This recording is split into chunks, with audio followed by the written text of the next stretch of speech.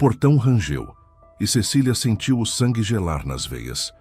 Ali, descendo de um carro importado reluzente, estavam as duas últimas pessoas que ela esperava ver. Ricardo, seu ex-marido, e ao lado dele, Bruna, a mulher pela qual ele havia destruído 15 anos de casamento. Eles caminhavam em direção à casa humilde que ela havia transformado em lar com tanto esforço. O sorriso arrogante no rosto de Ricardo dizia tudo. Ele não viera em paz. Cecília apertou os punhos, sentindo o coração acelerar. Ela havia fugido para aquele lugar remoto, justamente para escapar deles, para reconstruir sua vida longe da dor e da traição. Mas agora, ali estavam eles, invadindo seu refúgio, trazendo consigo todo o veneno do passado. Olá, sejam bem-vindos a mais uma história aqui no Recanto das Histórias. Antes de começarmos, contem pra gente nos comentários de qual cidade e país vocês estão nos acompanhando. É sempre uma alegria descobrir de onde vêm nossos queridos ouvintes. O apito estridente do trem cortou o ar pesado da tarde, anunciando a chegada à pequena estação de Vila das Acácias. Cecília observou pela janela embaçada as primeiras casas que surgiam entre os morros verdejantes, tão diferentes dos prédios cinzentos da capital que deixara para trás. Ao seu lado, Rafael, de apenas 9 anos, tinha o rosto colado no vidro, os olhos arregalados diante daquela paisagem desconhecida. Mãe, é aqui mesmo que vamos morar? A voz dele tremia entre a curiosidade e o medo. Cecília engoliu o nó na garganta e forçou um sorriso. Sim, meu amor. Este é nosso novo começo. Ana, de 7 anos, permanecia encolhida no banco da frente, abraçada à sua única boneca, sobrevivente da mudança apressada. A menina não pronunciava uma palavra há 2 meses, desde o dia em que testemunhara a discussão final entre os pais, quando Ricardo anunciara que partiria com Bruna e nunca mais voltaria. Os médicos chamavam de mutismo seletivo causado por trauma emocional. Cecília chamava de mais uma ferida que precisava curar, junto com as suas próprias. A estação era pequena e praticamente deserta naquela tarde de quinta-feira. Uma placa desbotada anunciava Vila das Acácias, 1.200 habitantes, em letras que o tempo já começava a apagar. O ar ali era diferente, denso e perfumado com cheiro de terra molhada e eucalipto. Cecília respirou fundo, tentando encher os pulmões com aquela promessa de vida nova, mas o peso da incerteza ainda apertava seu peito. Vamos lá, guerreiros. Ela pegou as 2 malas maiores enquanto Rafael carregava a mochila cheia de livros e Ana segurava sua bolsinha cor-de-rosa. A casa da vovó Marta fica a uns 2 quilômetros daqui. Vamos caminhar devagar, sem pressa.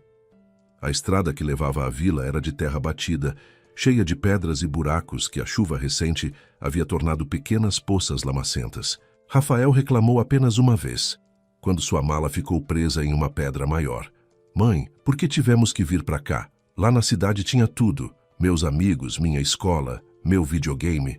Cecília parou e se agachou na frente dele, segurando seu rosto com ambas as mãos. Porque às vezes precisamos deixar para trás o que nos machuca para encontrar o que nos cura, meu filho. Eu sei que é difícil, mas confie em mim. Quando finalmente avistaram a casa no alto do morro, Cecília sentiu o coração apertar. A propriedade que sua avó Marta havia deixado de herança estava em estado de abandono visível. O portão de madeira pendia torto nas dobradiças enferrujadas. O jardim havia se transformado em um matagal selvagem. E a casa em si, embora grande e sólida, tinha a pintura descascada e algumas janelas quebradas. É aqui? A voz de Rafael soou incrédula. Parece casa mal assombrada. Era a casa da sua bisavó. Cecília respondeu mais para si mesma do que para ele. E antes disso, da tataravó dela. 5 gerações da nossa família viveram aqui. Essas paredes viram muita história. Ela tirou do bolso a chave enferrujada que o advogado lhe entregara junto com os documentos da herança. Com mãos trêmulas, abriu a porta principal. O cheiro de mofo e madeira velha as recebeu como um abraço fantasmagórico do passado. O interior da casa revelou móveis cobertos por lençóis empoeirados, pilhas de jornais amarelados e caixas empilhadas nos cantos. Mas mesmo sob toda aquela camada de abandono, Cecília conseguia enxergar a beleza escondida. Os pisos de tábua corrida ainda eram sólidos. As janelas altas permitiam entrada generosa de luz, e a lareira de pedra na sala principal prometia aconchego para as noites frias que viriam. Primeira missão, Cecília anunciou com determinação forçada. Encontrar o poço e descobrir se ainda tem água. Segunda missão, acender o fogão a lenha e preparar alguma coisa para comermos. Terceira missão, limpar pelo menos um quarto para dormirmos esta noite. Rafael suspirou dramaticamente, mas já estava arregaçando as mangas. Ana, silenciosa como sempre, apenas segurou a mão da mãe com mais força.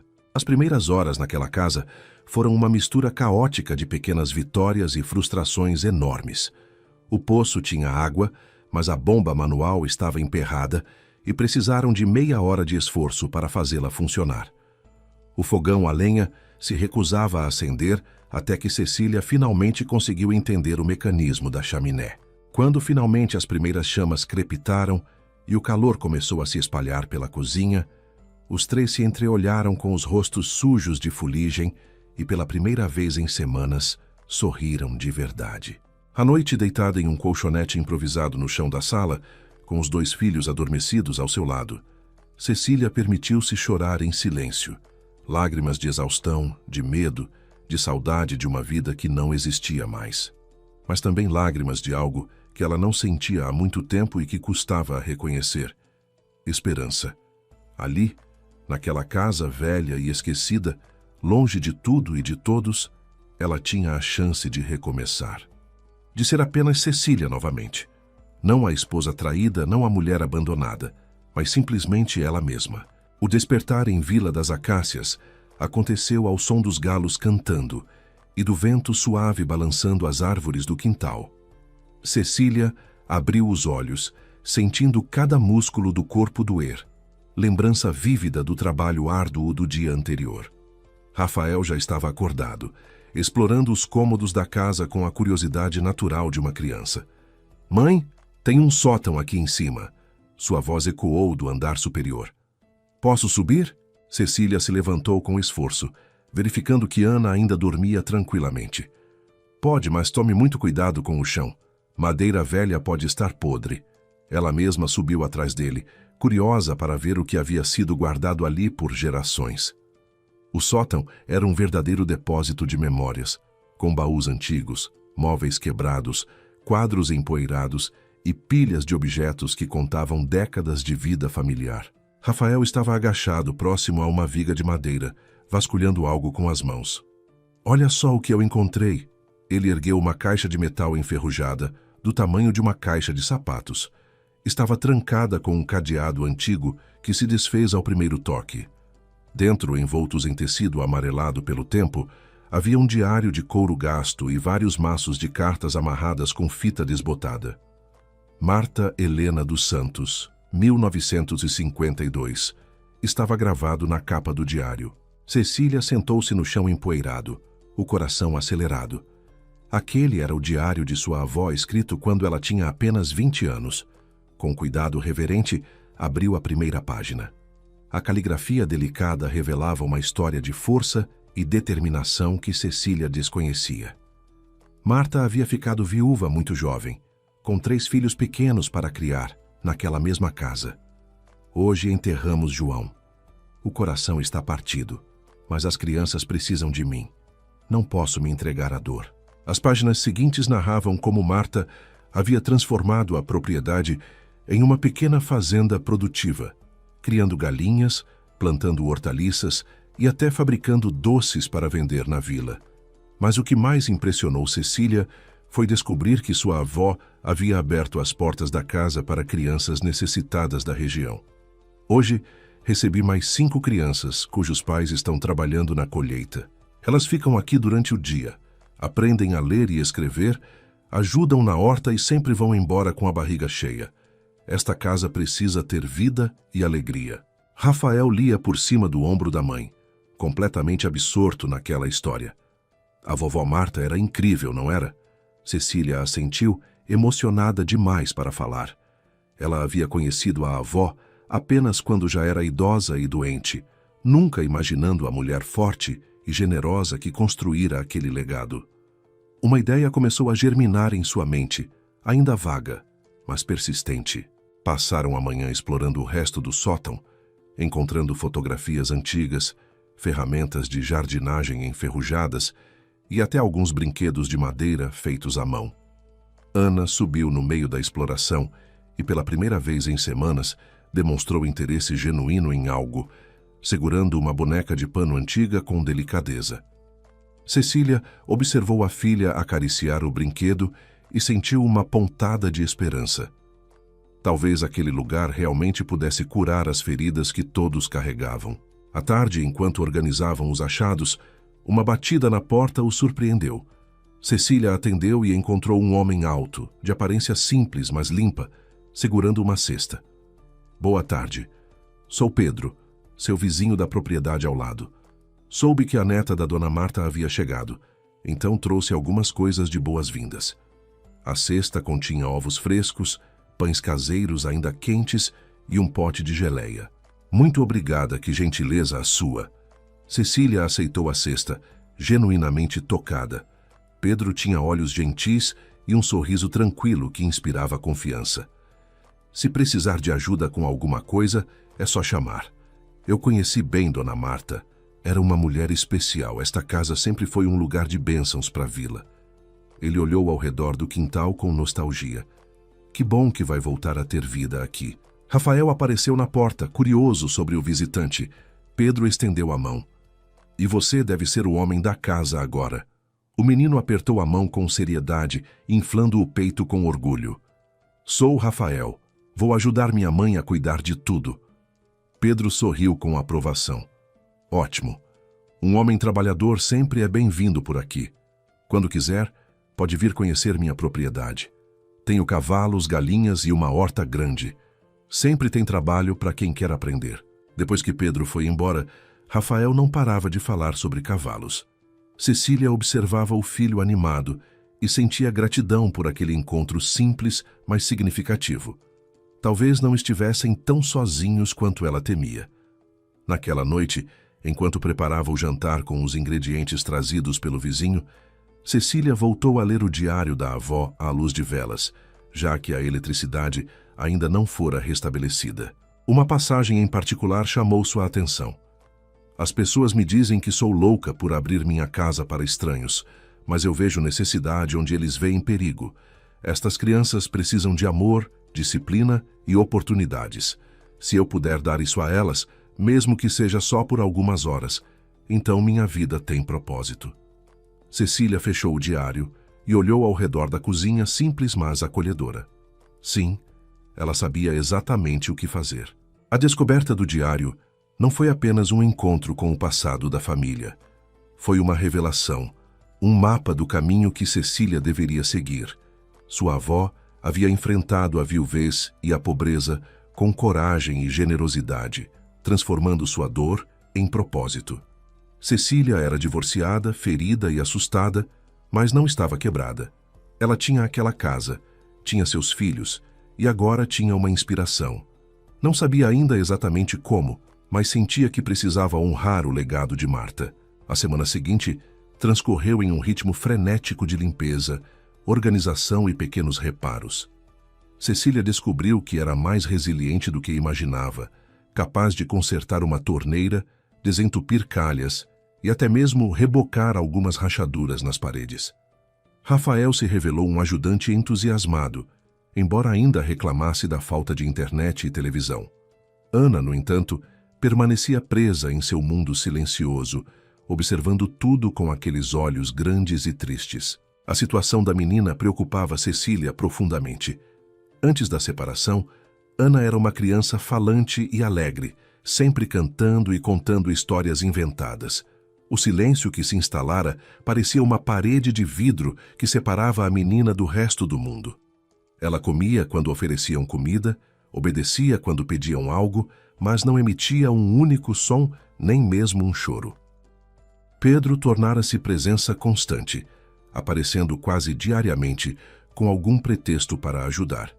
Consertou o portão, ajudou a podar as árvores do quintal e até trouxe mudas de hortaliças para Cecília começar uma pequena horta.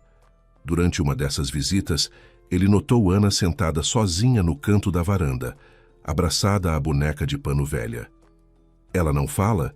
Pedro perguntou discretamente a Cecília. Não desde a separação, Cecília respondeu, a voz embargada. Os médicos dizem que é trauma, que ela vai voltar a falar quando se sentir segura novamente, mas já faz 2 meses e nada. Pedro ficou pensativo por um momento, observando a menina à distância. Sabe, eu trabalho meio período como enfermeiro no posto de saúde da vila. Já vi casos assim. Às vezes as palavras voltam nos lugares mais inesperados, com os estímulos certos. Ele se aproximou devagar de Ana, agachando-se ao seu nível sem tocá-la. Oi, Ana. Meu nome é Pedro. Eu sou amigo da sua mãe e do Rafael. A menina o olhou rapidamente antes de desviar os olhos. Sabe, eu tenho uma amiga que eu acho que você vai gostar de conhecer. O nome dela é Estrela, e ela é uma égua muito gentil que adora crianças. Que tal você ir comigo conhecê-la amanhã? Ana não respondeu, mas algo mudou em sua expressão.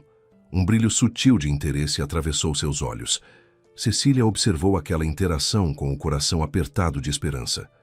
Acho uma ótima ideia, ela disse. Nós 3 podemos ir amanhã de manhã, se você não se importar. Pedro sorriu. Claro que não, aliás, seria ótimo. Rafael também vai adorar. Tenho 3 cavalos, algumas galinhas e 2 cães. É um pequeno sítio, nada muito grande, mas é bonito. Naquela noite, Cecília percebeu Ana olhando pela janela em direção à propriedade de Pedro, como se tentasse imaginar os animais que lá viviam. Era a primeira vez que a menina demonstrava interesse genuíno em algo desde que haviam chegado. Cecília se agarrou àquela pequena fagulha de esperança como um náufrago se agarra a um pedaço de madeira. Na manhã seguinte, os 3 caminharam pela estrada de terra até a propriedade vizinha.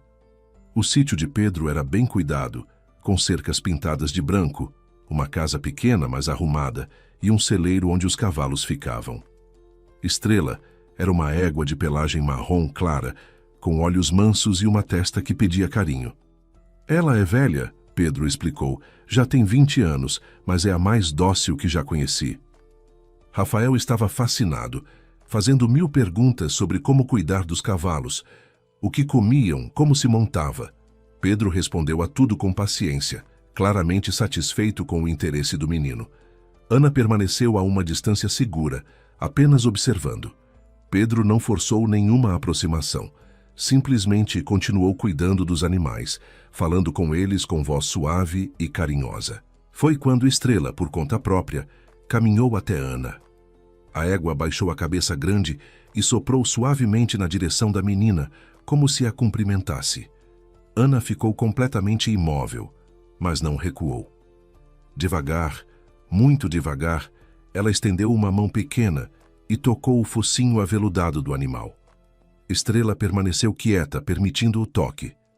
Por um momento brevíssimo, os lábios de Ana se curvaram em algo que quase parecia um sorriso. Cecília teve que morder o lábio para não chorar ali mesmo. Pedro percebeu sua emoção e gentilmente tocou seu ombro. Animais têm um jeito especial de alcançar lugares que nós humanos não conseguimos, ele disse baixinho. Estrela pode ser a terapeuta que Ana precisa. A visita durou toda a manhã, com Rafael ajudando Pedro a alimentar as galinhas e Ana ficando próxima à Estrela, tocando-a ocasionalmente. Quando voltaram para casa, Rafael não parava de falar. Mãe, o Pedro disse que posso ir lá sempre que quiser. Ele vai me ensinar a montar e a cuidar dos cavalos. Isso é incrível. Cecília sorriu diante do entusiasmo do filho, mas seus olhos buscavam Ana. A menina carregava a boneca de pano no colo, mas havia algo diferente em sua postura. Menos tensão, talvez. Uma suavidade que não estava lá antes. Naquela tarde, enquanto Cecília preparava o almoço, viu pela janela Ana sentada nos degraus da varanda, olhando na direção do sítio de Pedro. A menina segurava um pedaço de papel e um lápis que Cecília havia deixado na mesa. Com movimentos lentos e deliberados, Ana começou a desenhar. Quando Cecília se aproximou discretamente para ver, seu coração se encheu. Era um desenho simples, de criança, mas inconfundível. Uma menina pequena ao lado de um cavalo grande e gentil. As semanas foram passando, E Vila das Acácias lentamente deixava de ser apenas um refúgio para se tornar um lar. Cecília estabeleceu uma rotina que incluía trabalhar na horta pela manhã, fazer pequenos reparos na casa à tarde e dedicar as noites a ler mais do diário de sua avó. Cada página revelava uma mulher extraordinária que havia transformado dificuldades em oportunidades de servir à comunidade. A relação com Pedro também se aprofundava naturalmente. Ele vinha almoçar com eles aos domingos, sempre trazendo algo, uma galinha caipira, legumes frescos ou simplesmente sua companhia agradável e suas histórias sobre a vila. Rafael o idolatrava abertamente, seguindo-o como uma sombra sempre que possível. Ana, embora ainda muda, começara a demonstrar sinais sutis de melhora, sorria ocasionalmente e acenava quando Pedro chegava. Foi durante um desses almoços de domingo que Pedro trouxe à tona um assunto importante. Cecília, preciso te falar sobre algo. A prefeitura está fazendo matrícula para o ano letivo na escola municipal. Vai começar em 2 semanas. Vocês já pensaram nisso? Cecília sentiu um aperto no peito. A escola. Claro que as crianças precisavam voltar à escola, mas a ideia de expor Ana ao ambiente escolar enquanto ela ainda não falava a preocupava profundamente. Eu sei que é difícil, Pedro continuou percebendo sua hesitação, mas ficar isolados aqui também não é bom para eles. A escola é pequena, apenas 3 salas, e a diretora, Dona Carmen, é uma mulher muito compreensiva. Eu posso conversar com ela sobre a situação da Ana, preparar o terreno. Rafael, que ouvia a conversa, se animou imediatamente. Mãe, por favor, eu quero ir para a escola. Quero conhecer outros meninos da minha idade. Cecília olhou para Ana, que mantinha os olhos fixos no prato. A menina parecia menor e mais frágil do que nunca. Eu preciso pensar, Cecília respondeu. Não quero tomar uma decisão precipitada que possa prejudicar Ana. Mas sabia, no fundo, que Pedro estava certo. Ela não podia manter os filhos isolados indefinidamente. Eles precisavam de normalidade, de amigos, de uma vida além daquela casa. Na segunda-feira seguinte, Cecília visitou a escola municipal. Era um prédio simples de um andar pintado de amarelo desbotado, com um pequeno pátio onde crianças brincavam durante o recreio. Dona Carmen, a diretora, era uma senhora de uns 60 anos, cabelos brancos presos em coque, olhos gentis por trás de óculos de leitura. Ela ouviu atentamente enquanto Cecília explicava a situação de Ana. Entendo perfeitamente, Dona Carmen disse com voz suave. Não é o primeiro caso de criança em mutismo que recebemos aqui. Há alguns anos tivemos um menino que passou 6 meses sem falar depois que perdeu o pai. Com paciência e o ambiente certo, ele voltou a se comunicar.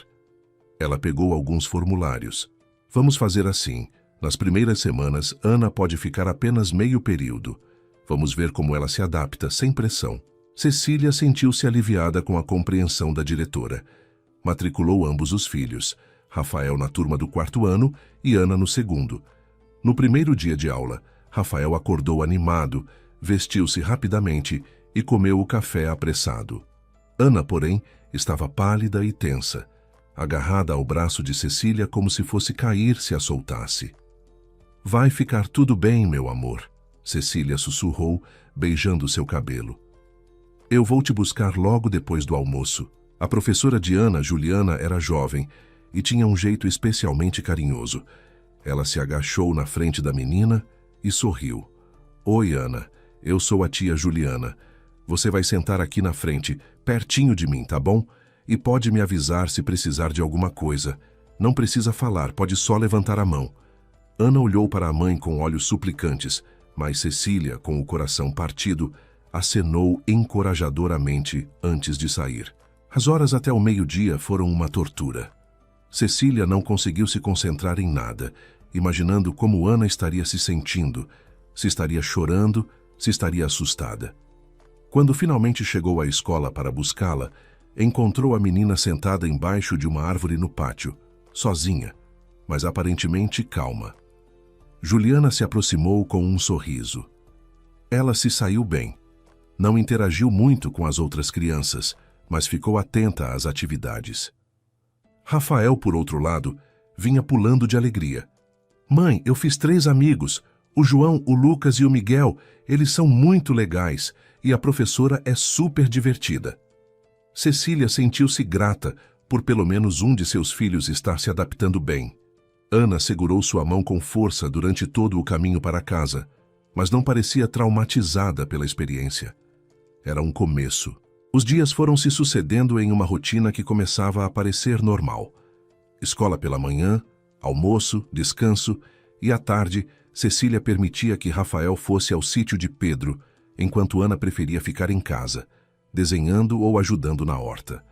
Pedro se tornara presença constante em suas vidas, ajudando com os reparos maiores da casa, ensinando Rafael sobre os animais e sempre tratando Ana com delicadeza especial. Foi em uma dessas tardes que Pedro, enquanto consertava a bomba do poço que voltara a dar problemas, comentou casualmente: "Sabe, Cecília, eu estava pensando.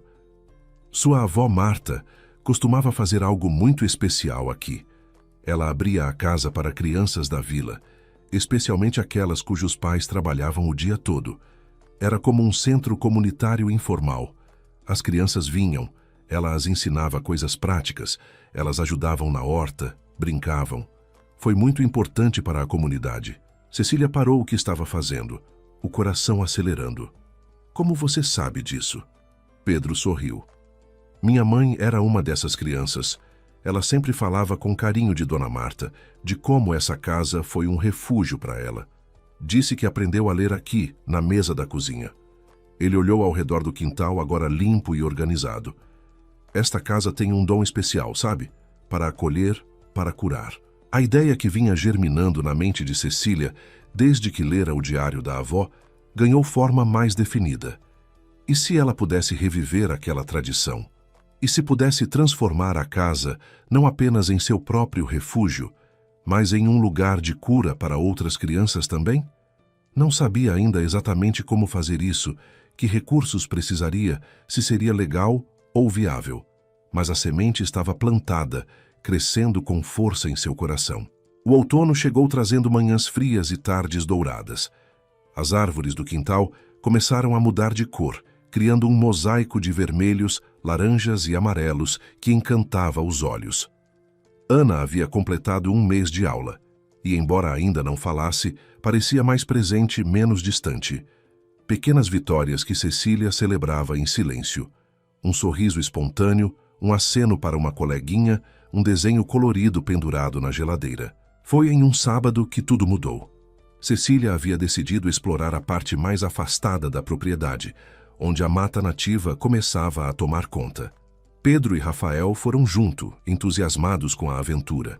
Ana, surpreendentemente, também quis ir, o que por si só já era uma vitória. Normalmente ela preferia ficar perto de casa. Caminharam pela trilha estreita, Pedro na frente abrindo caminho com um facão. A mata era densa e misteriosa, cheia de sons de pássaros e o farfalhar de pequenos animais nas folhas secas. Rafael estava animado, fazendo 1000 perguntas sobre as plantas e árvores. Ana caminhava atrás, de mãos dadas com Cecília, mas com os olhos atentos a tudo. Foi ela quem parou de repente, puxando a mão da mãe e apontando para uma direção diferente da trilha que seguiam. "O que foi, querida?" Cecília perguntou, seguindo a direção do dedo da filha. Ana puxou novamente, mais insistente desta vez, claramente querendo que seguissem por ali. Pedro olhou na direção indicada. "Não tem trilha por ali, mas podemos dar uma olhada. Talvez ela tenha visto algo interessante." Desviaram do caminho, adentrando uma área mais fechada, onde galhos baixos e arbustos dificultavam a passagem. Após alguns minutos de caminhada desconfortável, chegaram a uma pequena clareira, onde uma árvore enorme e antiga dominava o espaço. Era um jequitibá gigantesco, com um tronco tão largo que 3 pessoas não conseguiriam abraçá-lo. Ana soltou a mão de Cecília e caminhou decididamente até a base da árvore, ajoelhando-se e começando a remexer algo no chão coberto de folhas e musgo. Cecília e Pedro se aproximaram, curiosos. Ana havia descoberto algo semi-enterrado. Parecia ser madeira velha, quase podre, mas com formato intencional. Pedro começou a ajudá-la, cavando suavemente com as mãos. "É uma estrutura de madeira", ele disse intrigado. "Parece muito antiga." Rafael juntou-se à escavação e logo revelaram o que parecia ser uma pequena construção circular de pedras cobertas de musgo. Espera, Pedro disse de repente, limpando mais terra. Eu acho que isso é uma nascente. Ele removeu mais algumas pedras cuidadosamente e um filete de água cristalina começou a brotar, formando um pequeno riacho que desaparecia entre as pedras. A água era incrivelmente clara, quase brilhante sob a luz filtrada pelas folhas. Isso é incrível. Uma nascente natural bem no meio da sua propriedade.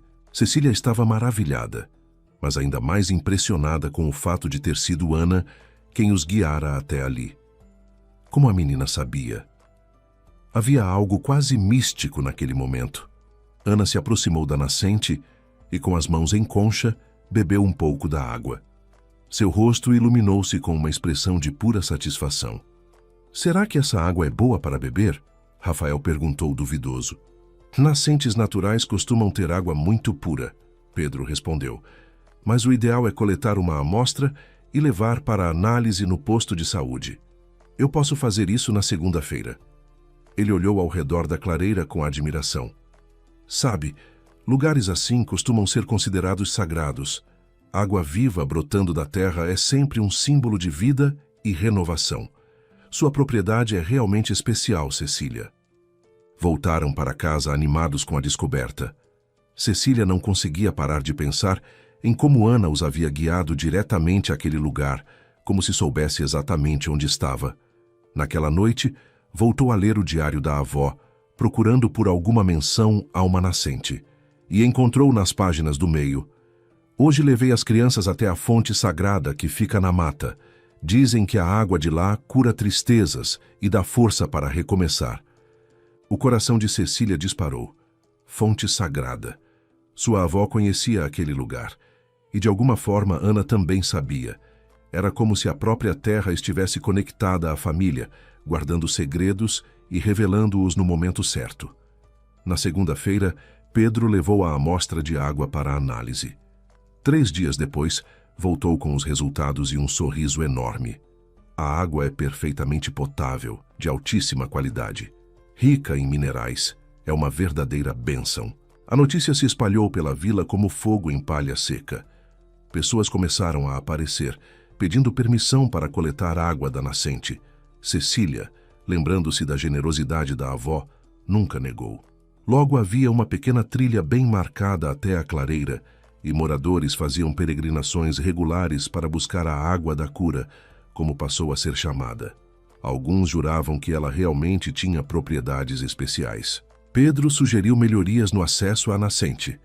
Com a ajuda de homens da vila, construíram degraus de pedra na trilha, instalaram corrimãos nos trechos mais íngremes e, ao redor da nascente, fizeram um pequeno muro de pedras para proteger a água.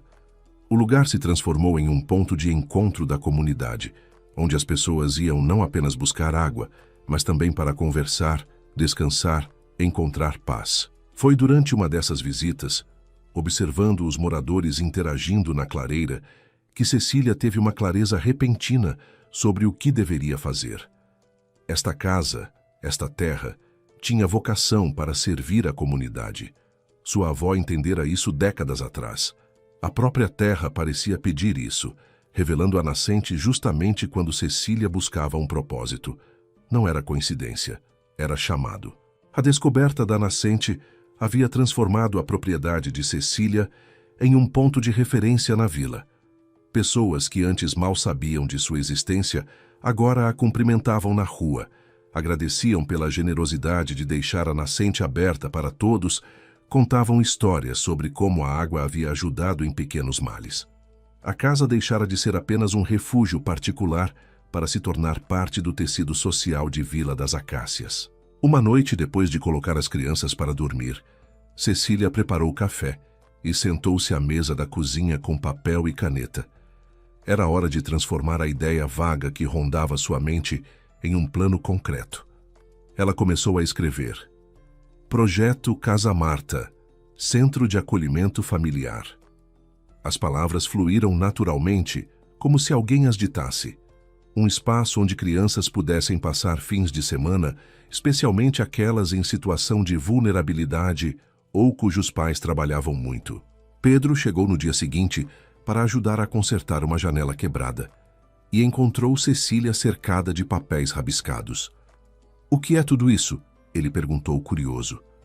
Cecília hesitou apenas um momento antes de compartilhar sua ideia. Falou sobre o diário da avó, sobre a tradição que existira na casa, sobre seu desejo de revivê-la. Pedro a ouviu atentamente e seu rosto foi se iluminando à medida que ela falava. "Isso é brilhante", ele disse quando ela terminou. "E necessário. Você sabe quantas crianças na vila ficam sozinhas enquanto os pais trabalham na colheita ou em outras cidades? E nem estou falando das que estão em situação de risco." Ele pegou um dos papéis, analisando as anotações. "Mas vai precisar de estrutura legal, documentação, talvez até registrar como organização sem fins lucrativos. Não é simples, mas é possível." A primeira pessoa que Cecília procurou foi Dona Carmen, a diretora da escola. A senhora a recebeu em sua sala simples, mas organizada, e ouviu a proposta com atenção crescente. "É exatamente o que esta comunidade precisa", ela disse ao final. "Já tentamos várias vezes conseguir algum programa social da prefeitura, mas os recursos nunca chegam até aqui. Uma iniciativa local, independente, seria perfeito." Ela se ofereceu para ajudar com contatos e documentação. O próximo passo foi conversar com o presidente da Associação de Moradores, seu Antônio, um homem idoso, mas muito ativo na comunidade. Ele apareceu na casa de Cecília em uma manhã de terça-feira, acompanhado de mais 3 moradores importantes da vila. Ouviram a proposta e fizeram muitas perguntas práticas. Quantas crianças seriam atendidas? Que tipo de atividades? Quem supervisionaria? Haveria custos para as famílias? Cecília respondeu o que pôde, admitindo honestamente quando não tinha todas as respostas. "Vai ser um processo de construção coletiva", ela disse. "Não tenho pretensão de fazer isso sozinha. Preciso da comunidade, de voluntários, de doações. Minha contribuição é o espaço e minha disposição para coordenar." Seu Antônio trocou olhares com os outros e assentiu lentamente. "Você tem o apoio da associação. Vamos divulgar na vila, mobilizar as pessoas." As semanas seguintes foram de trabalho intenso.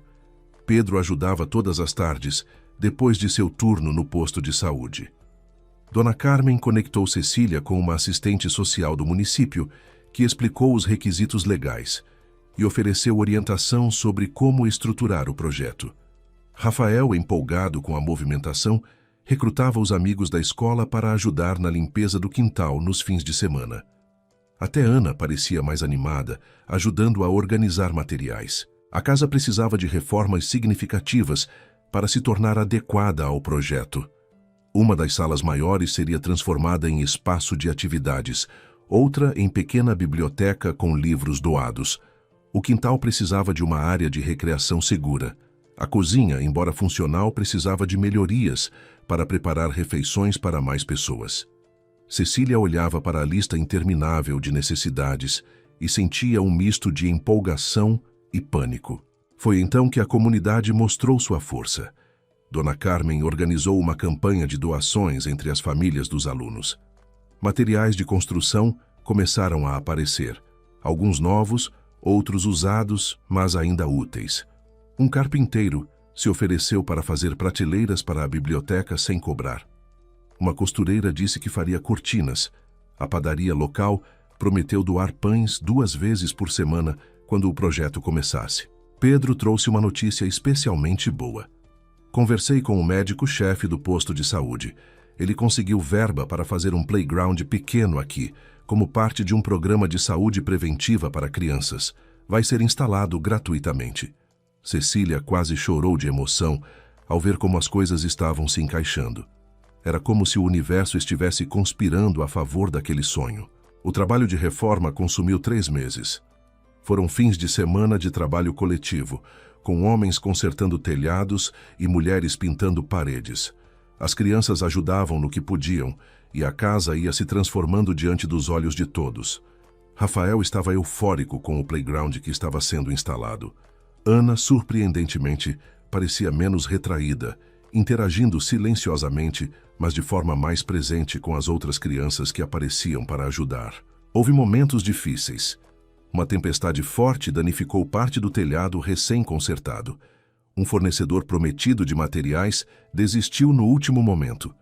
Cecília teve noites de insônia, questionando se conseguiria levar aquilo adiante, se não estava sendo presunçosa demais, se não deveria desistir antes de decepcionar todos.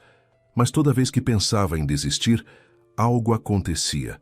Uma doação inesperada, uma palavra de encorajamento, um sorriso de Ana, que renovava sua determinação. A relação entre Cecília e Pedro também se aprofundou durante esse período. Trabalhando lado a lado, compartilhando refeições simples, conversando até tarde sobre o projeto e sobre a vida, eles desenvolveram uma cumplicidade que ia além da amizade. Cecília percebia como seu coração acelerava quando o via chegando, como sentia sua falta nos dias em que ele não aparecia, mas ainda estava machucada demais pela traição de Ricardo para permitir-se pensar em romance. Pedro parecia respeitar esse espaço. Nunca ultrapassava limites, nunca fazia investidas, mas havia em seus olhos um carinho que ia além do amigável. Uma tarde, enquanto pintavam juntos a última parede que faltava, ele comentou casualmente: "Você é uma mulher incrível, Cecília. Forte, generosa, visionária. Qualquer homem seria sortudo de estar ao seu lado." Ela não soube o que responder, apenas sorriu timidamente e mudou de assunto. Finalmente, após 3 meses de trabalho árduo, a casa estava pronta. A transformação era notável. As paredes pintadas em cores alegres, as janelas com cortinas novas, os cômodos organizados e limpos, o quintal com o playground instalado, a horta florescendo. Cecília caminhou pelos espaços quase sem acreditar que aquilo era real. De uma casa abandonada e cheia de tristeza, havia se transformado em um lugar cheio de vida e possibilidades. A inauguração oficial da Casa Marta estava marcada para o sábado seguinte. Cecília havia enviado convites para as autoridades locais, para as famílias da vila, para todos que haviam ajudado no projeto.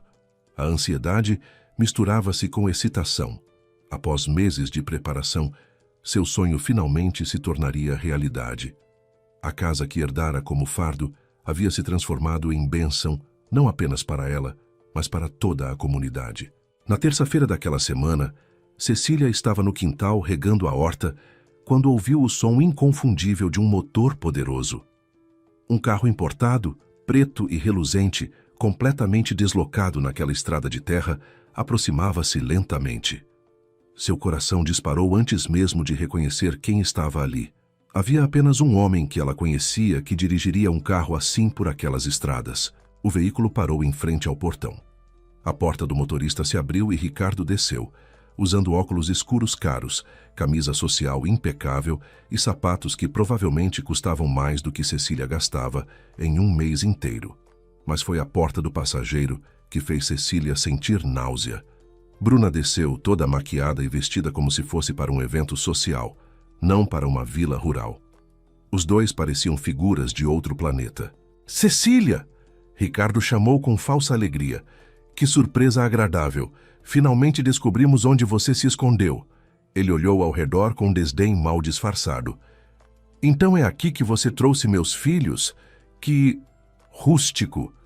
A palavra soou como insulto. Cecília ficou paralisada por um momento. O regador ainda na mão, água escorrendo no chão.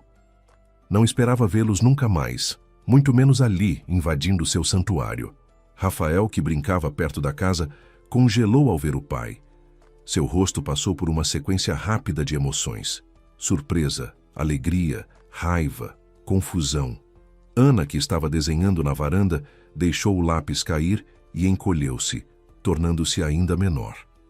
A presença de Ricardo havia trazido de volta todas as memórias dolorosas, toda a atenção que Cecília havia trabalhado tanto para dissipar. "O que vocês estão fazendo aqui?" Cecília finalmente encontrou sua voz, tentando soar firme. "Como me encontraram?" Ricardo sorriu aquele sorriso arrogante que ela conhecia tão bem. "Não foi difícil. Alguns telefonemas, algumas pesquisas. Você não pode simplesmente desaparecer com meus filhos, Cecília. Somos legalmente divorciados, mas eu tenho direitos de visitação. Ele se aproximou, estudando a propriedade. E pelo que vejo, talvez eu precise reavaliar a guarda. Bruna permanecia ao lado do carro, claramente desconfortável com o ambiente. Seus saltos altos afundavam na terra e ela tentava, sem sucesso, manter uma expressão de superioridade. Ricardo, por favor, vamos logo com isso, ela reclamou. Este lugar está me dando alergia. Cecília sentiu raiva fervendo dentro de si. Como eles ousavam aparecer ali, depois de tudo, julgando seu lar, assustando seus filhos. Vocês precisam ir embora, Cecília disse, tentando manter a calma. Vocês não foram convidados e não são bem-vindos aqui. Ricardo riu, um som desagradável. Bem-vinda? Eu sou o pai deles, Cecília. Tenho todo o direito de estar aqui. Na verdade, estou começando a questionar seriamente sua capacidade de cuidar das crianças. Olha só este lugar. Sem estrutura decente, longe de tudo, provavelmente sem escola adequada. Eles estão matriculados na escola da vila, Cecília interrompeu. Têm amigos, rotina, estão bem cuidados. Estão muito melhor aqui do que estavam na cidade, testemunhando suas traições. A menção às traições fez Ricardo cerrar os punhos. Cuidado com o que diz, Cecília. Meus advogados estão muito interessados em saber em que condições você está mantendo meus filhos. Casas velhas e isoladas não são ambientes adequados para crianças. Foi quando Pedro apareceu, vindo da propriedade dele a pé. Ele avaliou a situação rapidamente. Cecília tensa, as crianças assustadas, o casal de cidade claramente hostil. Tudo bem aqui? Ele perguntou, posicionando-se ao lado de Cecília. Ricardo olhou para ele com desdém. E você é? Pedro estendeu a mão que Ricardo ignorou. Sou Pedro, vizinho e amigo da família, e você deve ser o ex-marido que abandonou a esposa e os filhos. A tensão no ar tornou-se quase palpável. Ricardo avançou um passo, mas Bruna o segurou pelo braço. Ricardo, vamos embora. Você já viu o que queria ver. Podemos resolver isso com seus advogados. Ela claramente queria sair dali o mais rápido possível. Ricardo ainda hesitou, mas finalmente recuou. Isso não acabou, Cecília. Vou entrar com um pedido de revisão de guarda. Essas condições não são aceitáveis. Antes de ir embora, ele olhou na direção de Rafael e Ana. Filhos, vocês não precisam ficar aqui. Podem vir comigo, viver em um lugar decente com todas as coisas que vocês tinham antes. Rafael, que até então estivera em silêncio, deu um passo à frente. Não queremos ir com você, ele disse, a voz tremendo, mas firme. Você nos abandonou. A mãe está cuidando da gente. Aqui é nossa casa agora. O rosto de Ricardo endureceu. Ele acenou com a cabeça lentamente, como se tivesse tomado uma decisão. Vamos ver o que a justiça tem a dizer sobre isso. Ele entrou no carro, Bruna, já no banco do passageiro, mexendo furiosamente no celular. O veículo deu ré e desapareceu na curva da estrada, deixando apenas uma nuvem de poeira e um silêncio pesado. Cecília sentiu as pernas fraquejarem. Pedro a amparou gentilmente. Venha, vamos entrar.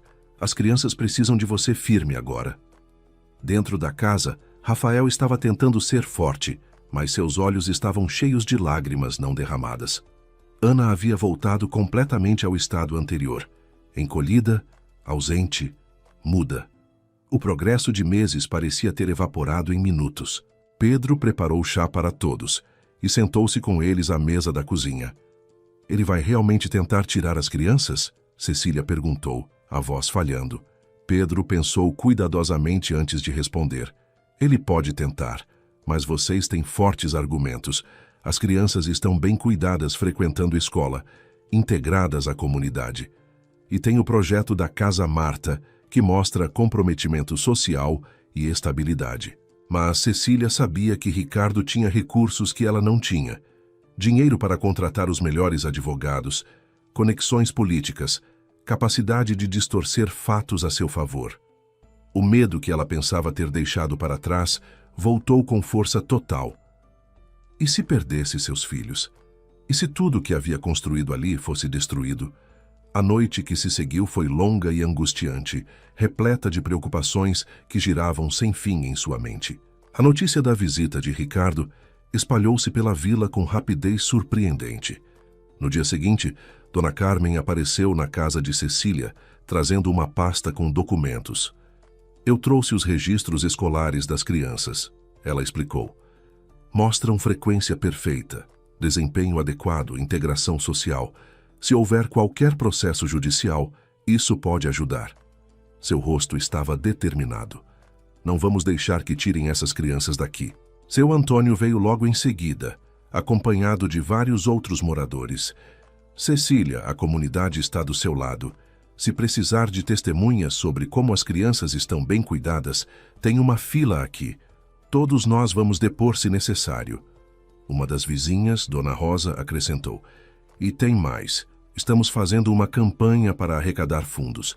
Você vai precisar de um advogado e advogado custa caro. A solidariedade da comunidade comoveu Cecília profundamente, mas também a fez sentir-se vulnerável. Ela havia vindo para aquele lugar buscando anonimato, um recomeço solitário, e agora se via no centro das atenções, dependendo da generosidade alheia. Era ao mesmo tempo confortante e desconfortável.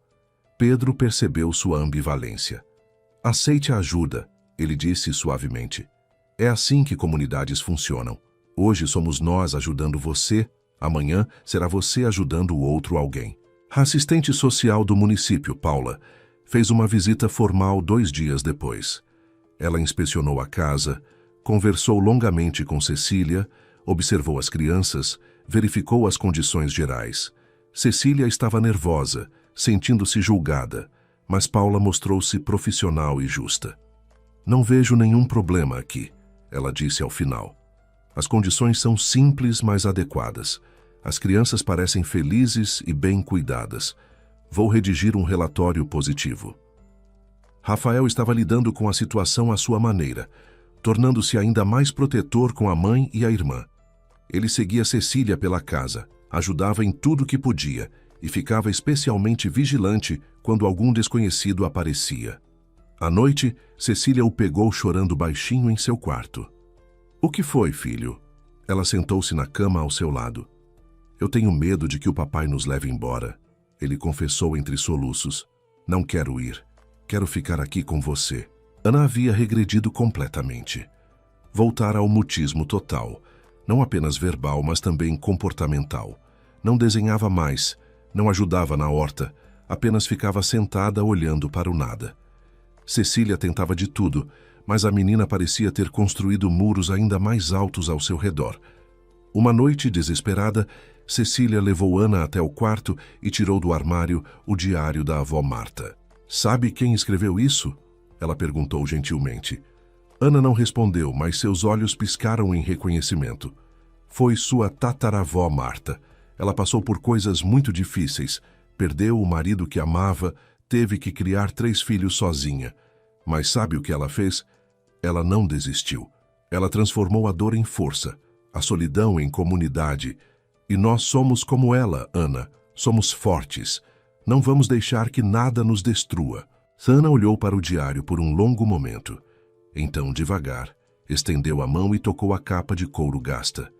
Não era muito, mas era alguma coisa. Cecília abraçou a filha, sentindo-a tão frágil em seus braços. Vai ficar tudo bem, ela sussurrou, desejando desesperadamente que fosse verdade. Vou proteger vocês, sempre. A inauguração da Casa Marta estava a apenas 3 dias de distância, e Cecília pensou em cancelar. Como podia fazer uma celebração quando sua vida estava desmoronando novamente? Mas Pedro foi inflexível.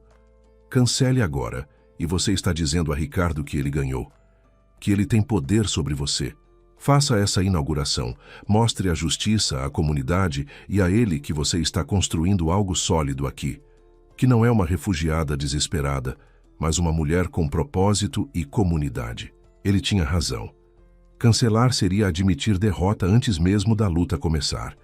Então Cecília mergulhou nos preparativos finais com renovada determinação.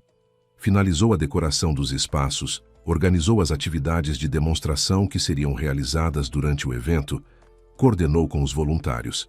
O trabalho a mantinha ocupada demais para se afundar em ansiedade, e isso era bom. Na sexta-feira, véspera da inauguração, Pedro apareceu com uma notícia. Consegui contato com um advogado em uma cidade vizinha. Ele aceita casos pro bono às vezes, especialmente quando envolve proteção de crianças. Marquei uma reunião para segunda-feira. Cecília sentiu uma onda de alívio. Pelo menos teria representação legal adequada. Como posso agradecer tudo que você tem feito? Ela perguntou, os olhos cheios de lágrimas. Pedro segurou suas mãos gentilmente. Você não precisa agradecer. Eu me importo com vocês. Com você. A intensidade em seus olhos fez o coração de Cecília acelerar. Por um momento, o mundo se resumiu apenas aos dois ali, de mãos dadas na cozinha simples. Mas então Rafael entrou correndo, quebrando o momento, e Cecília afastou-se, ruborizando. Não era hora para isso. Havia demais em jogo. Aquela noite, Cecília mal conseguiu dormir. Amanhã seria a inauguração oficial de um sonho que parecia impossível meses atrás. Mas a sombra de Ricardo pairava sobre tudo, ameaçando destruir não apenas o projeto, mas sua própria família. Ela se levantou e foi até a janela, olhando o quintal banhado por luar. Vovó Marta, ela sussurrou para a noite. Preciso da sua força agora. Preciso acreditar que vou conseguir. O sábado amanheceu com um céu azul perfeito, sem uma nuvem. Cecília acordou cedo, nervosa, mas determinada. Hoje era o dia. Meses de trabalho, sonhos e esforço coletivo culminariam naquela celebração. A casa estava impecável, decorada com bandeirinhas coloridas, balões e flores do quintal. O cheiro de bolo caseiro já perfumava a cozinha, cortesia de Dona Rosa e outras vizinhas que haviam chegado antes do amanhecer para ajudar. Rafael estava animado, correndo de um lado para outro ajudando nos preparativos finais. Vestia sua melhor roupa, cabelos penteados com cuidado. Ana, por outro lado, permanecia quieta em seu mundo interno, mas havia concordado em vestir um vestido bonito que Dona Carmen havia trazido de presente. Cecília olhava para os filhos e sentia o peito apertar. Eram tão pequenos, tão vulneráveis, e ela precisava protegê-los a todo custo. As pessoas começaram a chegar por volta das 10 horas. Famílias inteiras, crianças correndo e rindo, adultos carregando presentes modestos, mas feitos com carinho. O prefeito da cidade vizinha confirmou presença, assim como representantes de outras organizações sociais da região. A imprensa local enviou um repórter e fotógrafo. A Casa Marta estava oficialmente colocando Vila das Acácias no mapa. Pedro chegou trazendo flores, um buquê simples de flores silvestres que havia colhido na propriedade dele. Para a mulher mais corajosa que conheço, ele disse, entregando-as a Cecília. Ela sentiu-se corando, consciente dos olhares curiosos dos vizinhos. A vila inteira especulava sobre um possível romance entre eles, mas Cecília ainda não sabia como se sentia em relação a isso. Havia tanto acontecendo, tantas preocupações, que não conseguia pensar em romance. A cerimônia oficial começou ao meio-dia. Seu Antônio, como presidente da Associação de Moradores, fez um discurso emocionado sobre a importância do projeto para a comunidade. Dona Carmen falou sobre como a educação e o cuidado comunitário eram fundamentais para o desenvolvimento das crianças. O prefeito fez promessas políticas que todos ouviram com ceticismo educado. E então chegou a vez de Cecília falar. Ela subiu na pequena plataforma improvisada, olhou para o mar de rostos amigos reunidos em seu quintal e sentiu a garganta fechar de emoção. Quando cheguei aqui há alguns meses, ela começou, a voz tremendo levemente. Eu estava quebrada. Achei que vinha apenas buscar refúgio, mas descobri algo muito maior. Descobri que cura não acontece no isolamento, mas na comunidade. Esta casa, que herdei de minha avó Marta, tem uma vocação antiga: acolher, nutrir, servir. Ela falou sobre o diário que encontrara, sobre a tradição que sua avó iniciara décadas atrás, sobre seu desejo de honrar esse legado. A Casa Marta não é minha, é nossa. De todos que ajudaram a construir, de todas as crianças que serão acolhidas aqui, de toda a comunidade que a sustenta. Este é um lugar de esperança, de recomeço, de amor. Quando terminou, muitos tinham lágrimas nos olhos. O aplauso foi longo e sincero. As atividades de demonstração começaram logo após os discursos. Pedro organizou uma sessão de introdução a cuidados básicos com animais, usando galinhas e coelhos que trouxera de sua propriedade. As crianças ficaram encantadas. Dona Rosa conduziu uma oficina de culinária simples, ensinando a fazer pão caseiro. O carpinteiro local mostrou como fazer brinquedos de madeira. O quintal fervilhava de vida, risos, aprendizado. Ana observava tudo de longe, sentada sozinha embaixo de uma árvore. Cecília notou Pedro se aproximando da menina com cuidado, trazendo um coelhinho bebê no colo. Ele se sentou ao lado dela sem dizer nada, apenas acariciando o animal. Ana olhou e vagarosamente estendeu a mão. O coelho cheirou seus dedos e então pulou para seu colo. Um sorriso minúsculo, quase imperceptível, curvou os lábios da menina. A celebração estava no auge quando Cecília notou um carro conhecido chegando. Seu coração afundou. Não podia ser. Não hoje. Mas era. O SUV preto de Ricardo parou em frente ao portão. Ele e Bruna desceram e desta vez não estavam sozinhos. Um homem de terno os acompanhava carregando uma pasta. Um advogado, Cecília percebeu com um calafrio. Eles estavam ali em missão oficial. Pedro percebeu a tensão de Cecília e seguiu seu olhar. Rapidamente, ele se posicionou ao lado dela. Respire, ele sussurrou. Você está cercada de sua comunidade. Ele não pode fazer nada aqui. Ricardo atravessou o portão com arrogância, o advogado atrás dele tomando notas de tudo. Bruna parecia ainda mais deslocada que na última visita, claramente desconfortável com toda aquela gente simples reunida. Cecília! Ricardo chamou alto o suficiente para que vários convidados ouvissem. Precisamos conversar, em particular. A festa havia ficado estranhamente silenciosa, todos observando a cena. Cecília ergueu o queixo. Tudo que você tem a me dizer pode ser dito aqui, na frente de testemunhas. Ricardo sorriu friamente. Como quiser. Vim informar que entrei com pedido judicial de revisão de guarda. Meu advogado está documentando as condições em que você mantém meus filhos. O advogado realmente fotografava tudo. A casa, o quintal, as pessoas. Crianças vivendo em uma fazenda decadente, sendo usadas em algum tipo de projeto social, sem supervisão adequada, longe de recursos médicos e educacionais adequados. Ricardo enumerava as alegações, enquanto o advogado continuava fotografando. Nenhum juiz sensato manterá a guarda com você quando apresentarmos este material. Foi quando Dona Carmen se adiantou, colocando-se entre Ricardo e Cecília. Eu sou a diretora da escola municipal. Posso atestar que as crianças estão matriculadas, frequentam regularmente e seu desempenho é adequado. Seu Antônio juntou-se a ela. E eu sou o presidente da Associação de Moradores. Este projeto tem todo o nosso apoio. A senhora Cecília é membro respeitado e ativo de nossa comunidade. Um a um, os moradores foram se posicionando, formando uma parede humana de solidariedade ao redor de Cecília e seus filhos. O advogado de Ricardo continuava fotografando, mas agora sua expressão era incerta. Aquilo não era o que eles esperavam encontrar. Não uma mulher desamparada e isolada, mas alguém profundamente enraizada em uma comunidade forte. Pedro deu um passo à frente. E eu sou Pedro Santos, enfermeiro do posto de saúde local. Posso confirmar que as crianças recebem acompanhamento médico adequado. Ricardo percebeu que a situação não estava se desenvolvendo como planejara. Bruna puxou sua manga, claramente querendo ir embora. Ricardo, já vimos o suficiente. Vamos deixar os advogados resolverem. Mas Ricardo não queria sair derrotado. Ele olhou ao redor até localizar Rafael, que estava semi-escondido atrás de um grupo de adultos. Filho, venha aqui. Fale com seu pai. Rafael hesitou olhando para a mãe. Cecília acenou gentilmente, encorajando-o. O menino se aproximou devagar, parando a uma distância segura do pai. Oi, pai. Sua voz era pequena, mas não subserviente. Ricardo se abaixou para ficar na altura dele. Rafael, você gosta de morar aqui? Não sente falta da nossa casa na cidade, do seu quarto, dos seus jogos? O menino pensou cuidadosamente antes de responder.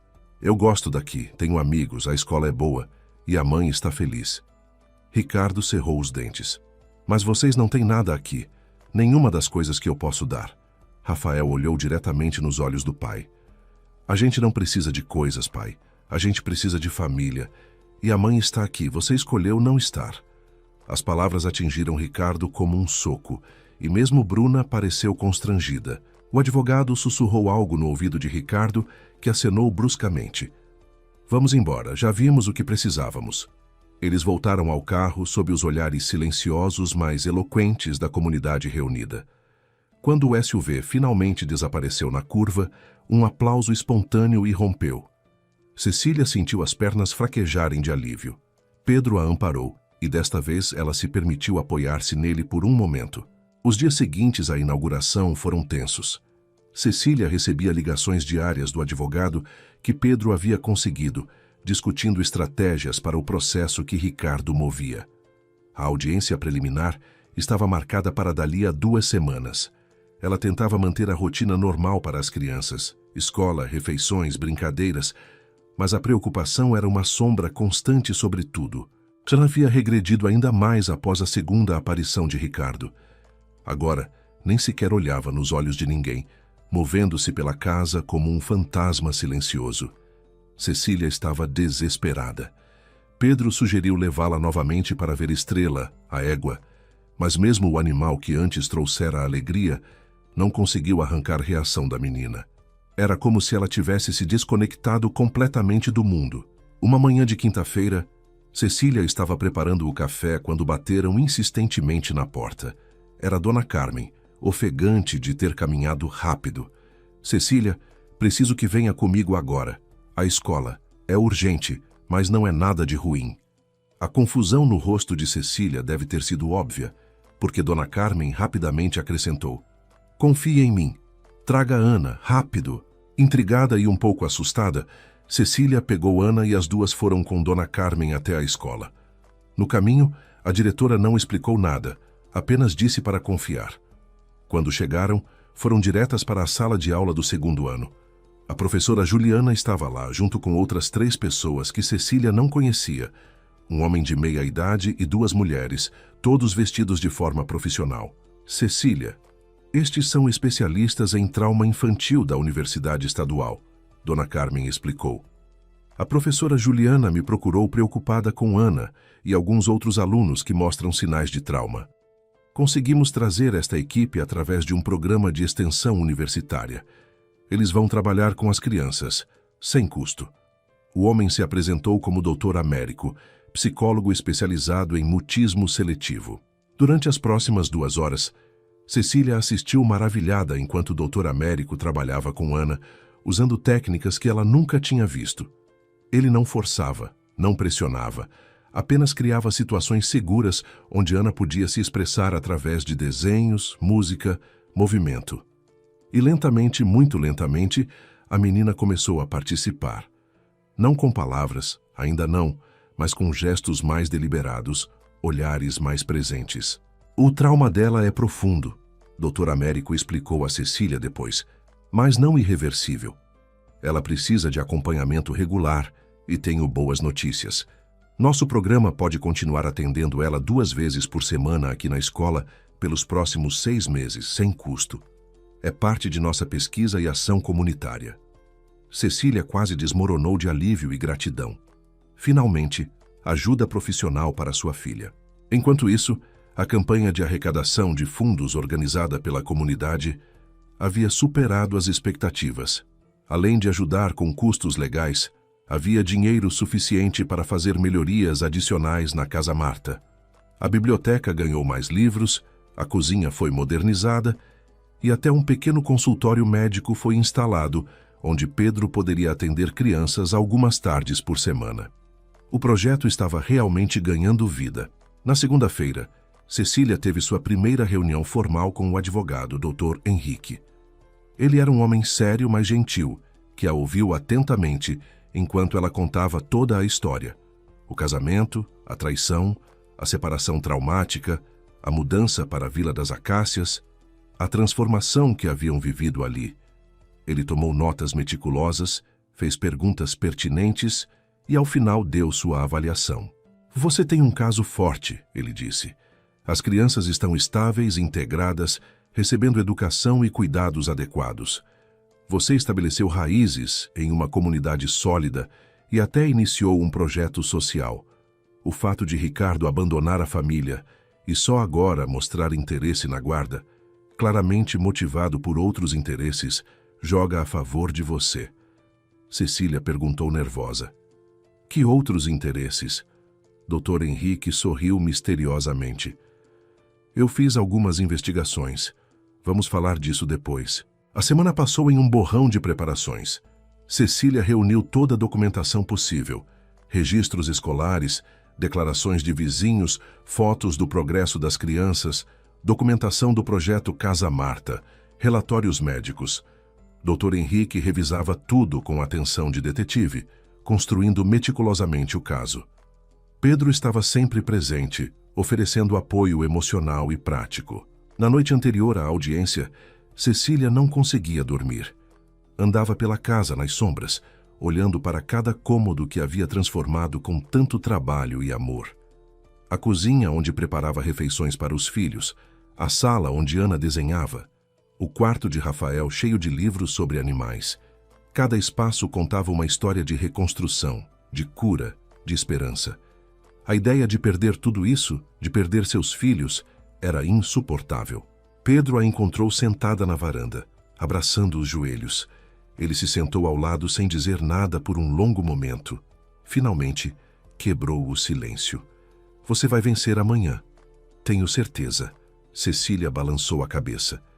Ele tem dinheiro, conexões, advogados caros. Eu tenho apenas isso. Ela gesticulou ao redor. A casa simples, a vila adormecida. Apenas amor e comunidade. Como isso pode ser suficiente? Porque é o que realmente importa, Pedro respondeu. Juízes não são tolos. Eles veem além do dinheiro. Veem onde as crianças são realmente amadas e cuidadas. Ele hesitou. Então pegou a mão de Cecília. E há algo que preciso te dizer antes de amanhã. Eu me apaixonei por você. Não estou pedindo nada, não espero nada, apenas preciso que saiba. Você é a mulher mais forte e bonita que já conheci. Cecília olhou para suas mãos entrelaçadas, sentindo lágrimas queimando seus olhos. Pedro, eu ainda estou quebrada. Não sei se consigo. Ele apertou sua mão gentilmente. Não precisa dizer nada agora. Apenas saiba que, aconteça o que acontecer amanhã, você não está sozinha. Nunca vai estar sozinha novamente.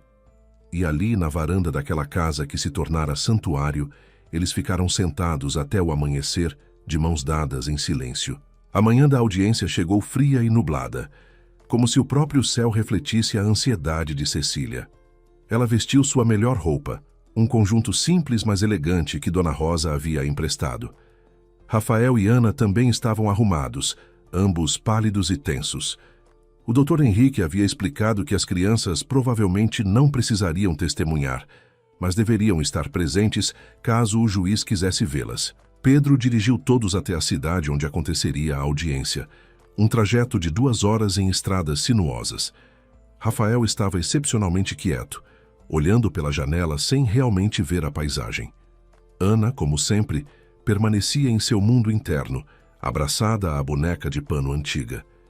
Cecília tentou manter conversa animada, mas sua voz soava artificial mesmo a seus próprios ouvidos. O medo era um peso físico em seu peito. No fórum, encontraram uma pequena multidão que os aguardava. Dona Carmen, seu Antônio, Dona Rosa e, surpreendentemente, pelo menos 10 outros moradores de Vila das Acácias que haviam viajado para apoiá-la. Viemos prestar testemunho se necessário, seu Antônio explicou. Você não enfrenta isso sozinha. A solidariedade daquelas pessoas simples fez Cecília ter que segurar as lágrimas. Não podia chorar agora. Precisava ser forte. Do outro lado do corredor, Ricardo esperava com seu séquito. Bruna, elegante e entediada, 2 advogados de terno caro e algumas pessoas que Cecília não reconheceu, provavelmente testemunhas que ele havia preparado. Ricardo a olhou com aquele sorriso arrogante que ela tanto odiava. Ele estava confiante. E por que não estaria? Tinha recursos que ela nunca teria. Mas então Cecília olhou para as pessoas simples que a cercavam e lembrou-se das palavras de Pedro. Amor e comunidade eram o que realmente importava. A audiência foi chamada. A sala era menor do que Cecília esperava, com apenas algumas fileiras de bancos. O juiz, Dr. Tavares, era um homem de uns 60 anos, cabelos grisalhos, expressão séria, mas não ríspida. Ele revisou os documentos rapidamente antes de começar.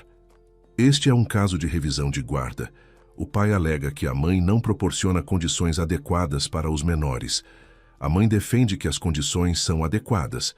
Vamos ouvir ambos os lados. O advogado de Ricardo começou sua apresentação com confiança profissional. Ele pintou um quadro de crianças vivendo em isolamento rural, longe de recursos médicos adequados, em uma casa decadente, sendo expostas a riscos desnecessários.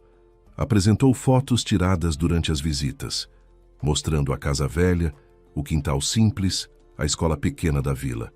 Meritíssimo. Estas crianças merecem melhor.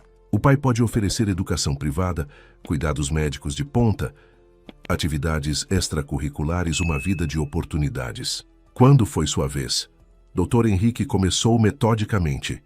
Apresentou os registros escolares excelentes das crianças, declarações da diretora e professores, fotos do progresso da Casa Marta, depoimentos escritos de moradores atestando a integração social e o bem-estar das crianças. Meritíssimo! Estas crianças não estão isoladas ou privadas.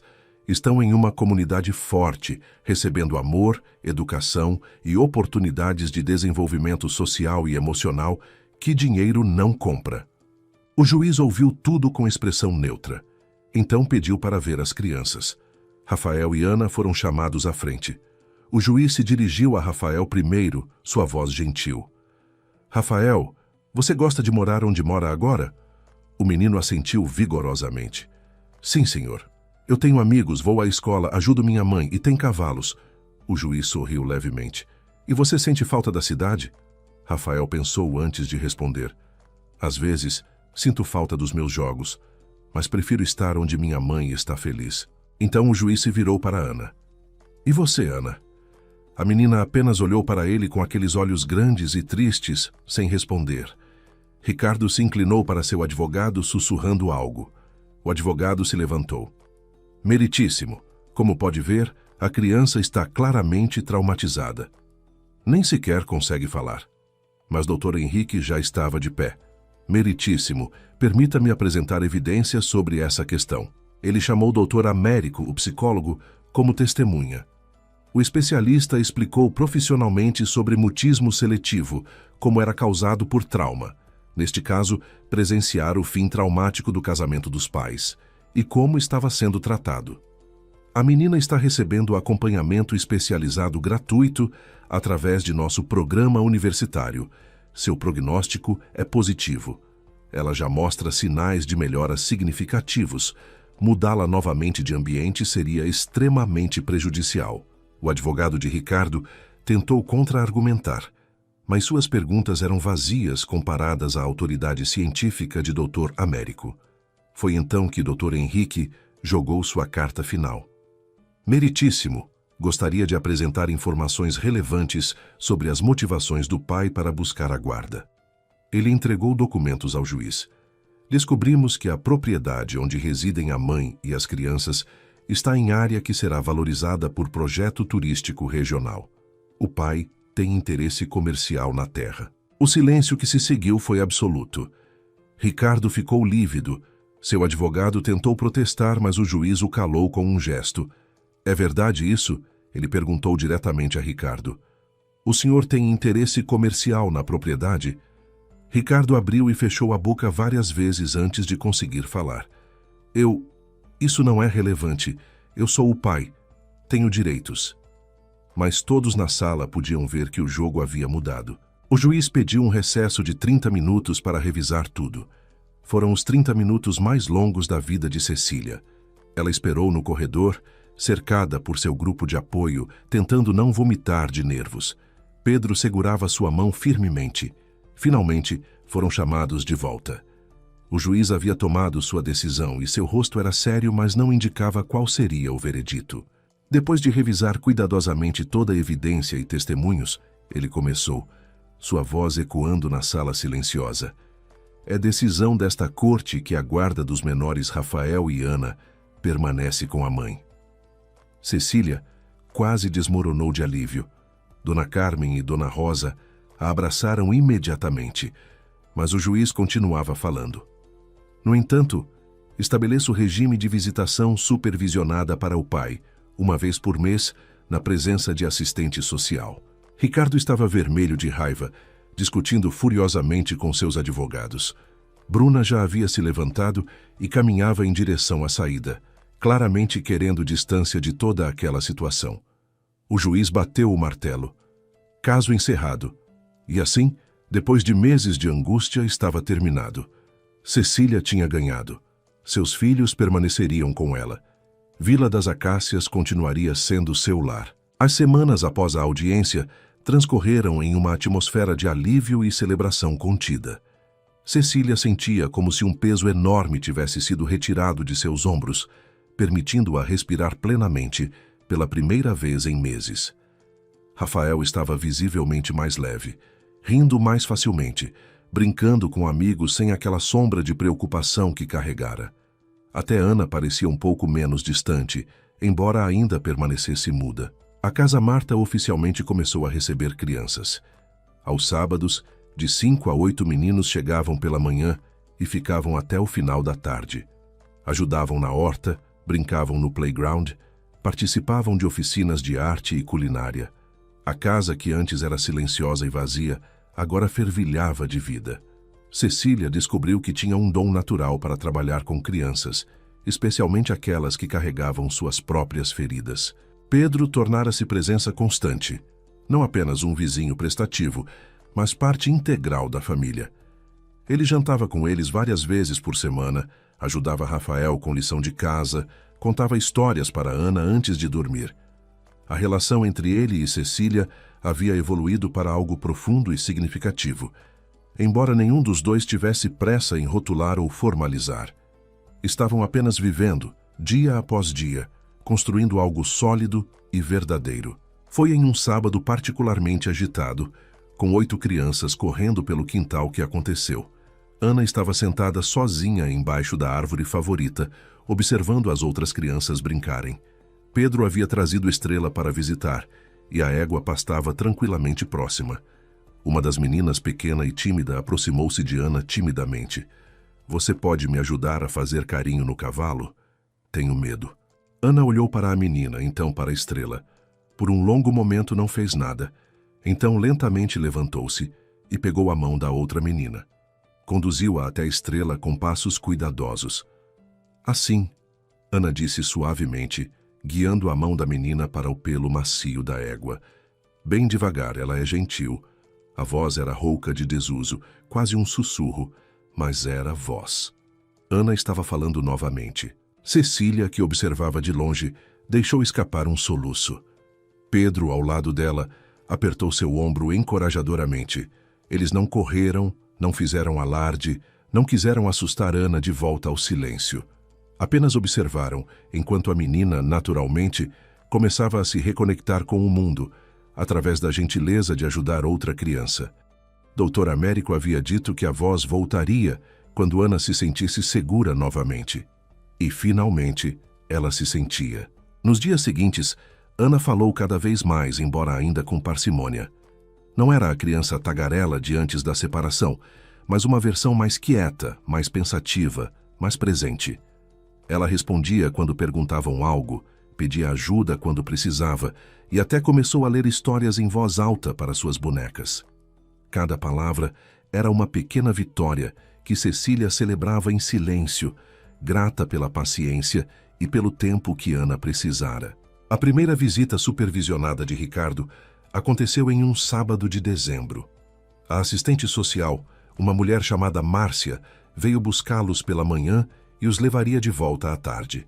Ricardo havia alugado uma casa na cidade vizinha para o dia. Cecília preparou as crianças com cuidado, explicando que visitariam o pai, mas voltariam para casa à noite. Rafael estava nervoso, mas curioso. Ana, visivelmente tensa, agarrou-se à boneca de pano. Quando voltaram à tarde, Rafael contou animadamente sobre o dia. Ricardo os levará ao parque, comprara sorvete, jogar a bola. Havia sido agradável, embora estranho. Foi divertido, Rafael admitiu, mas não foi como aqui. Lá ele ficou tentando impressionar a gente o tempo todo, sabe? Aqui a gente só vive. Ana não disse nada sobre a visita, mas não parecia traumatizada. Era um progresso, uma forma de os filhos manterem alguma conexão com o pai, sem que isso ameaçasse sua estabilidade. No Natal, a Casa Marta organizou uma grande celebração para todas as crianças do projeto e suas famílias. A casa estava decorada com enfeites feitos à mão pelas próprias crianças. Havia comida abundante, doada por moradores. Pedro se vestiu de Papai Noel, fazendo as crianças menores rirem de alegria.